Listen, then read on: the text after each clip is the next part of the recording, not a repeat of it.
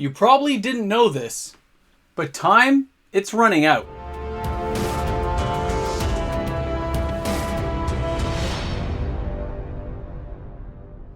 Here we go again. Welcome back, everyone. If you're new to the channel, I'm MTG Moxman. Thanks a lot for checking out my content today. If you just found me, awesome. Hope you have a good time while you're here. If you did, hey, hit that subscribe button, smash it down. Join the channel, it is free. And of course, we're only 264 subscribers away from getting to 8,000 subscribers. It's going to be awesome. But that's not what we're here to bug about today. Did you know, from my own calculations and adding things up for the last several months, that roughly between 500 and 1,200 reserve list cards leave the market every day. They're bought. That's the number that leaves. That means at minimum, around 180,000 reserve list cards sell every day.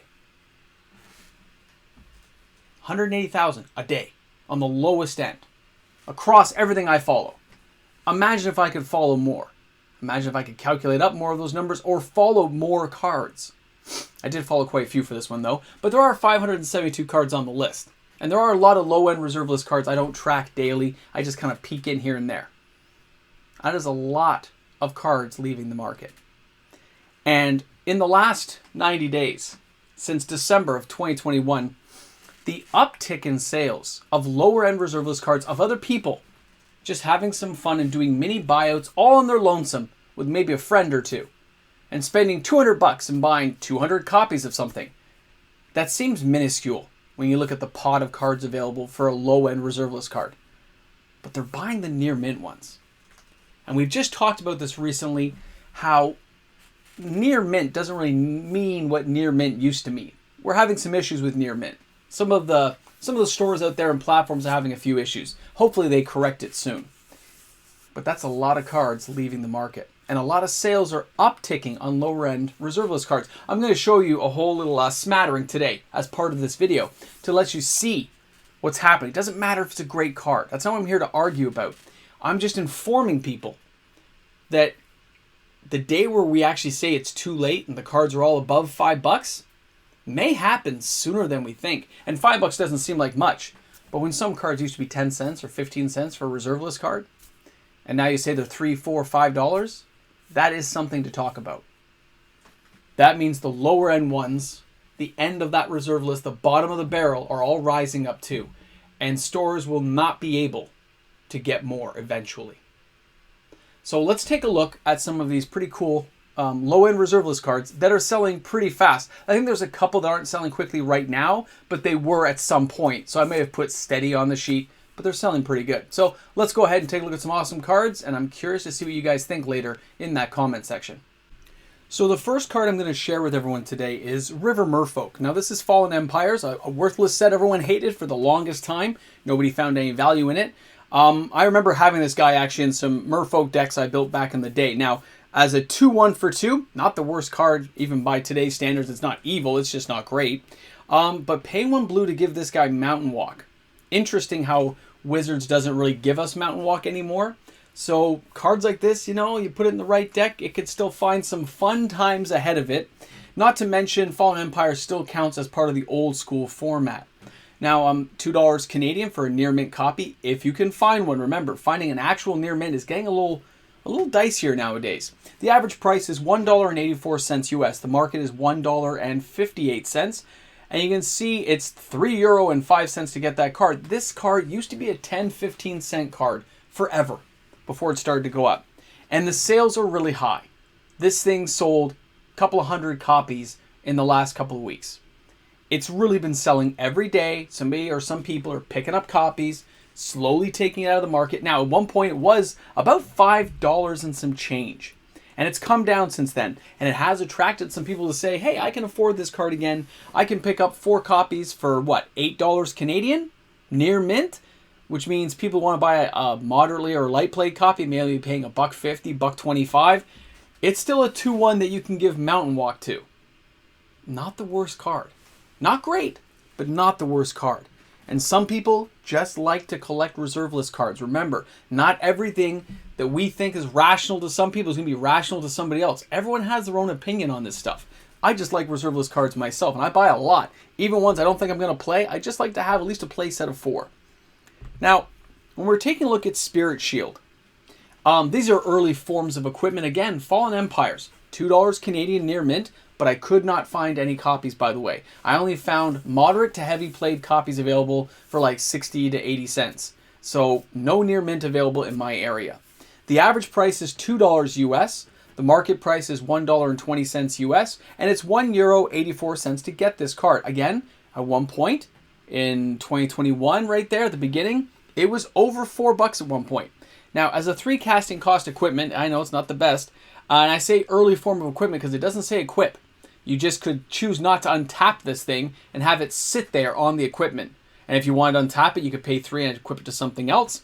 But adding a little bonus to the defense, not the worst thing. There are far better pieces nowadays, but the old school artwork draws people in. The old border, people like that kind of stuff. They're nostalgic about it. They remember using it. Look at the formats, right? Again, old school vintage Commander. I can see it being played. It may not win any games, but some people just want to put these cards in their decks. Some people just want to collect a whole binder full to say they have a binder full. Sales are very high. Again, hundreds of copies sell every week or two when you add them all together. They may not always make my top 10 list because I only sell 20 copies or 19 copies in one 5-day given period. But other times where I've missed looking at this card, it sold like 150 copies. Keep this card in mind. If it's a card you desire, hey, I can see why some people like that artwork. Here we have Varchild's War Riders, again from Alliances. This card is $6 Canadian near mint.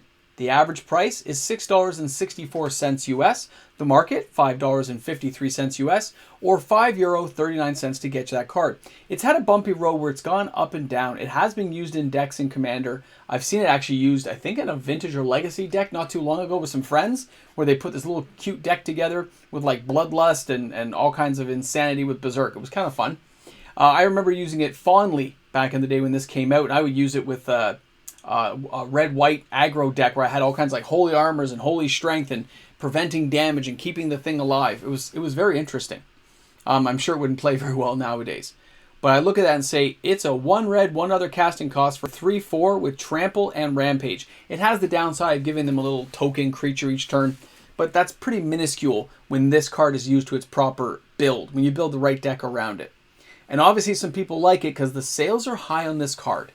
It's selling all the time now, and the price hasn't upticked yet, which means when I'm watching these copies sell, and I'm watching them be bought over and over again, it looks like it's just adjusting and the market's still filling the need of people wanting to buy it, which means they haven't had to go digging back down the basement, whatever store you're buying it from. They still have copies available, so it's staying pretty much where it is right now. Interesting to see if this one's going to start up-tipping later on. I'm just going to keep an eye on it in case that uptick happens sooner than expected. I think I still have my play set of 4 from back in the day. They're kind of beat up. They weren't sleeved, of course, but they're pretty fun cards to have around. Now, when we're taking a look at Winter's Night, again, another Alliances card. $3 Canadian near mint. Average price is $3.71 US. Market price of $2.35. And it's €3.06 to get you that card into your house. This one's been over $10 before, $12, $13 US. The sales are slow. This one's slipping under the radar. I'm just mentioning it because the format's being Commander Legacy Vintage. But, of course, it would be a Commander card. You look at that casting cost, it has 1 white, 1 red, 1 green. It allows for a double mana effect whenever you're tapping snow-covered lands. That's very interesting. Now, they don't untap next turn, but that's easily worked around nowadays by having those kind of artifacts and enchantments that say all your lands untap at the end of your turn, or all opponents and players untap their lands at the end of each turn to get around that effect and really jump up the mana massively. If you could get this thing out there and you say, hey, cast it out, I got 6-7 mana on turn 4, that's pretty good. And if you have other things that pump it up or untap it faster, you can have 21 to 26 mana. There's ways of working around this card. So it could go up in the future. It's really cheap now, but with the buyouts that are happening, with the amount of people taking interest in low-end reserve list cards, this may not always be the case. Our next card here is Jabari's Influence, and that's from Mirage. Now this card slipped by me. I didn't notice it until now when doing some reviews. It's not a card I check all the time. $3 Canadian for a near mint copy. The average price is $3.12 US. The market price is $1.92 US. It's €2.98 to get this card into your house. Somebody noticed it though, and a lot of copies have been selling. Formats are Commander, Legacy, and Vintage. It's been almost up to $10 before it collapsed back in price. Now it says play only after combat, okay? But this one resurrects a creature and brings it to your side with a -1 on its attack rating. I mean, it's a white resurrection that brings back a creature from any graveyard. That's a very interesting thing to think about. And I'm not sure if somebody wants to use it in a deck or if somebody thinks there may be potential use later on. But if you put this in a blue-white control deck or a white-red, you can see how there could be interesting things you could do with this card. So somebody took an interest in it, slipped by me, I didn't notice it until now, but I'm going to let you guys know about it. So here we are talking about it as we speak. Let's go ahead and take a look at our next card, and that is going to be Niall Silvain from the Dark. Now remember, 4 Horsemen, stuff like this, when you get cards like this, seeing him drop in price just makes me want to buy him just because the price dropped. You're looking at a card that can regenerate creatures. It goes into a green commander deck, of course. Being able to regenerate stuff is always fun when people least expect it. They're going to want to eliminate them as quick as possible. Now, $15 Canadian for a near mint copy, but I could not find any. The average price is $10.52 US. The market price is $9.81 US, and it's €10.48 to get this in your house. The sales are really high. People are picking up on this card. Like a lot of cards from the Dark, it is being bought. And it does fit into a lot of formats: Commander, Legacy, Vintage, Old School. Not every card gets to say that. So the playability factor of this card actually has some use later on, and it looks like people are noticing this card and saying, I'd like to keep it. So let's check out our next one, and that's going to be Energy Storm, and that's from Ice Age. I've talked about this card a few times. Being able to reduce damage to 0 is always a good thing when put into the right construction. Putting in a commander deck that focuses on things like that can just be crippling for decks around you. You can just try to outlast people. The price is right. $5 Canadian near mint. The sales are high. Average price is $4.03 US. Market price is only $2.69 US. And it's €3.85 to get this card into your house. When I see a card like this, I see potential uses, but not everyone's going to. But somebody else is, other than me, because they're buying some copies of this card and they're hoarding little groupings of them. So very likely they're just having as many copies as they can get. I'm not sure this is going to be a playable card that everyone wants to go after at some point, but it's reserve list. It's on the video today because the sales are high. A lot of low-end reserve list cards are leaving, and that's what I'm trying to focus on. A lot are going the way of the dodo. Now, our last card today is going to be Jester's Mask. Ice Age, again, you can't play it in Old School, but this is a fun card in Commander, and I am seeing it happen once in a while. $10 Canadian near mint for this card. That's not a lot to ask still. It's been as high as $20 before it slipped back down, so it's already had a price decrease of 50%. The average price is $7.99 US. The market price is $7.14 US. It's €6.29 to get this card to your house. The sales have not jumped on this guy yet. It's not as cheap as some of the others, so you're not going to see someone spend to get 300 copies and spend $3,000. But that'd be 300 copies. And if they can find near mint, those are the ones right now that are selling. When I see these sales are steady, you're seeing a couple of copies leave each week, but they're near mint. They're always picking near mint copies, and that is a smart thing to do. It is. Nowadays, when you're looking, people are going to get more fussy over their collections and more selective on the cards they buy. They are going for the near mint. But at the same time, some people are just buying whole allotments of cards that they can find from some of the sellers out there and buying as many copies as they have if it's a good price. If it's low-end reserve list, it's probably not safe.